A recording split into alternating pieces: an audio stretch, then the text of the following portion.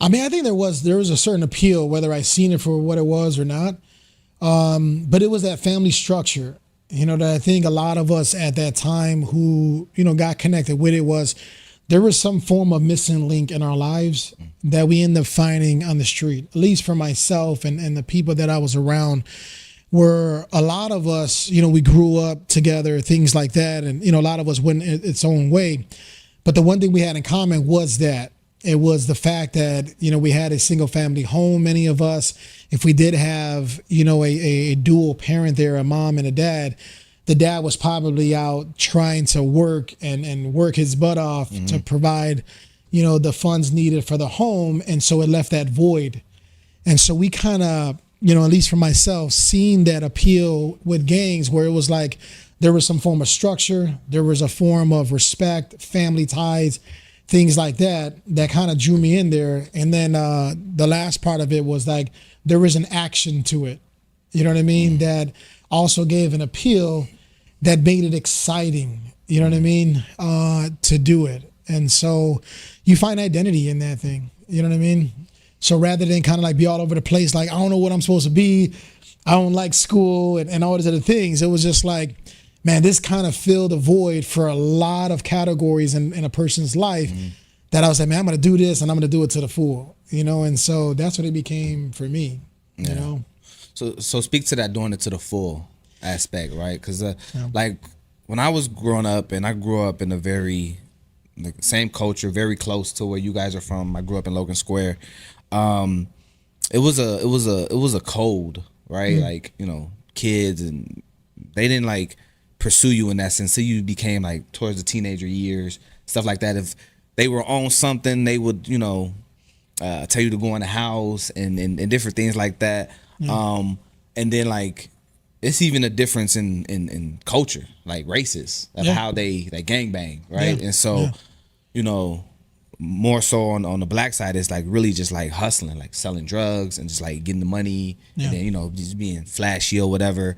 But like what I noticed in like the Hispanic culture is like we do this for real. Yeah. Like we gang bang for real. Like Yeah. we, sell drugs and do that stuff too, but like we really like about this. And like extreme. Yeah. And so Yeah. like speak to that. Yeah. Well, I mean, I think that's you explained it really in there was the differentiation between, certain sides of culturalism is that's what it was. It wasn't like something that we did part-time.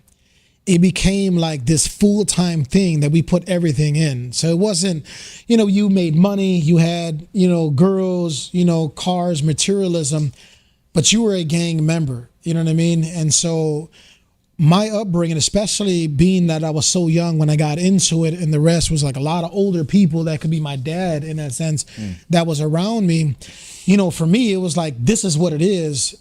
And this is not a part-time thing. This is 100% in, you know what I mean? We make money, we pay dues, we do these kind of things, whatever, but I'm a gang member, you know what I mean? And so everything that came with that, I was about that. Jail didn't matter to me. First time I was incarcerated, I was 13. And, you kind of, I remember crying because I see my mom crying hysterically, you know what I mean? Because I would imagine getting older, she probably just seen the fact of, I went through this with my husband and the father of my children. Now my child is now going through this stuff, and I'm having to let him go and let sheriffs take him away. And so I remember that teared me up. And I remember after that first day, it was like, man, I could do this.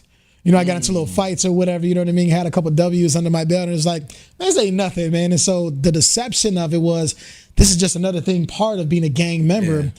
And this is what it is, And so it was extreme. There was never a time where you kind of hung it up and said, well, during this time, I'm not that. Every fashion and fabric of my being was gang member. They were gang banging all the time, man. That's what it was, I remember this movie. It's an old movie from, I would say, the 80s, Blood In, Blood Out. Yeah, definitely. Like that kind of gave me like my first glimpse into like, it's a movie, but it's like, is it really that serious? Yeah. You know what I'm saying? Like when blood in, blood out, like this is what we do. Like you can't just like walk away from this. And then I even had a relative of mine, and like, they was like, you either there's only two ways you get out of gangs. You either like, you obviously you die, so we're not gonna add that one, but you either pay to get out or they beat you out. you take Like the beat and- down, yeah. Yeah, and the beat down is like extreme. Yeah. And it's yeah. like the only way that you can get out and like not be looking over your shoulder and go and live your life. Definitely. Why is that? I mean, I think it's part of the the culture of gang banging. You know, it's like you in it and there is no going out type stuff. You know, at least that's the mentality of it. You know what I mean? Yeah. There's a lot of things that come with it. You know, as far as criminally and and things like that they want to avoid. Getting caught for or those kind of things. And so the stake to get out has got to be high. You know what I mean? But even, in that, man, like just thinking about it, going back and having all those adults in my life that was poured into my life, I think having that part of it really set the tone for me of how serious I need to be. You know what I mean? Because you're a young guy coming in, it was between 10 and 13, very young age, getting acclimated with gangs, things like that, to that degree of actually being in it. Everybody else is grown. Yeah. You know what I mean?